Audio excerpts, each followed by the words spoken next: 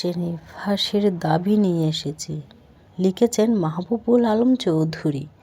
এখানে যারা প্রাণ দিয়েছে রমনার ঊর্ধ্বমুখী কৃষ্ণচূড়ার তলায়, যেখানে আগুনের ফুলকির মতো এখানে ওখানে জ্বলছে অসংখ্য রক্তের ছাপ, সেখানে আমি কাঁদতে আসিনি। আজ আমি শোকে বিহ্বল নই, আজ আমি ক্রোধে উন্মুক্ত নই, আজ আমি প্রতিজ্ঞায় অবিচল। যে শিশু আর কোনো দিন তার পিতার কোলে ঝাঁপিয়ে পড়ার সুযোগ পাবে না,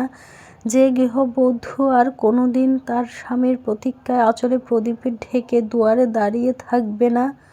যে জননী কোখা এসেছে বলে উদ্দাম আনন্দে সন্তানকে আর বুকে ঝরিয়ে ধরতে পারবে না,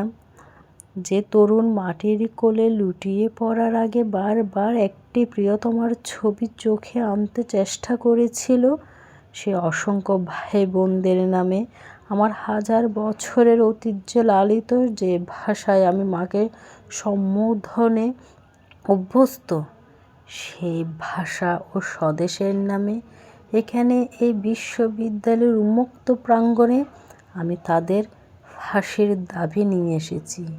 যারা আমার অসংখ্য ভাই বোনকে নির্বিচারে হত্যা করেছে। ওরা 40 জন কিংবা আরও বেশি,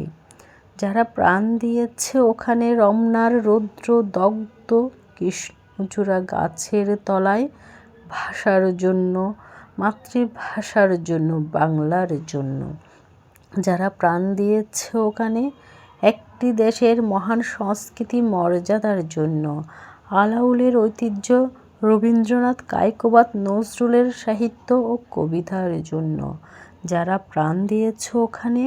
পলাশপুরের মকবুল আহমদের পুঁথির জন্য, রমেশ শীলের গাথার জন্য, জসীমউদ্দৌলার সুজন বাঁধিয়ার ঘাটের জন্য, যারা প্রাণ দিয়েছে ওখানে।